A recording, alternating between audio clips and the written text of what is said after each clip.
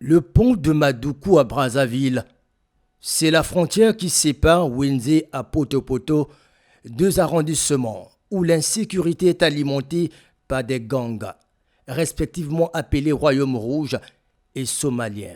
Ici, même de jour, les scènes ahurissantes de banditisme de rue se produisent. On témoigne de ces images amateurs.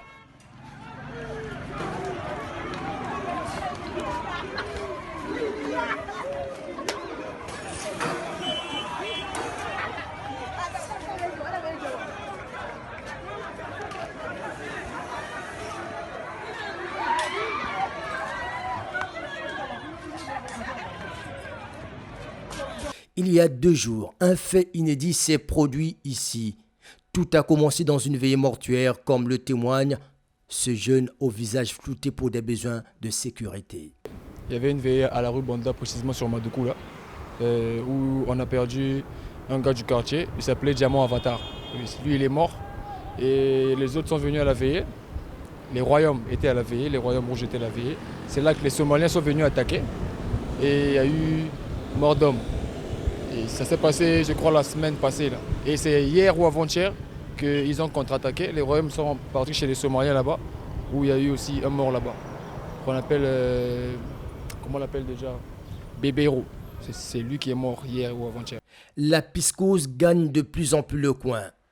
Les messages d'alerte sur les réseaux sociaux le 20 février appelaient la population à ne pas circuler la nuit. Donc dès qu'on est là, nous sommes en train de vivre dans la peur parce qu'on est vraiment obligé de rentrer à la maison très tôt. À partir de 18h, déjà on doit rentrer à la maison. Mais pourtant nous on sort pour chercher l'argent. La police est pointée du doigt par les populations abandonnées à leur triste sort. Où est passée la police? Nous ne sommes plus en sécurité. Actuellement, les jeunes s'entretuent. On croirait des animaux. Insécurité, 21h, il faut quota. 21h, il faut quota. L'insécurité règne. Nous sommes obligés de rentrer chez soi tôt, de peur d'être tués à la machette. Le phénomène bébé noir devient un fonds de commerce pour la police.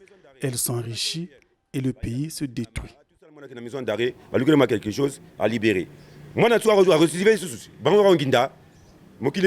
principales villes du pays, depuis une dizaine d'années, sont gangrénées par l'insécurité qui bat son plein. Une situation que déplore Joe Washington Ebina, activiste des droits de l'homme. En ce qui concerne cette délinquance nationale et au niveau des responsables, qui est responsable de la sécurité dans la ville de Brazzaville? Mais ceux qui sont responsables, pourquoi ils n'arrivent pas à résoudre le problème de bébés noirs et de grand banditisme? C'est à eux qu'il faut poser la question. Parce qu'à notre niveau, nous considérons que s'il y a de la volonté, ils peuvent le faire. Nous constatons qu'il y a des policiers qui sont capables de gérer ce problème. Il y a des personnes capables de le faire, mais est-ce que la volonté y est? On a l'impression que c'est un problème qui, aujourd'hui, ne trouve pas de solution parce qu'il y a un laisser-aller. Il y a comme une complicité, il y a comme une volonté de ne pas régler le problème. Parce que je vous assure, il y a des hommes compétents dans cette République qui peuvent très bien prendre ce problème-là et le régler en un mois. Ce phénomène de bébé noir qui sévit sous le regard impuissant des autorités pollue de plus en plus le milieu scolaire.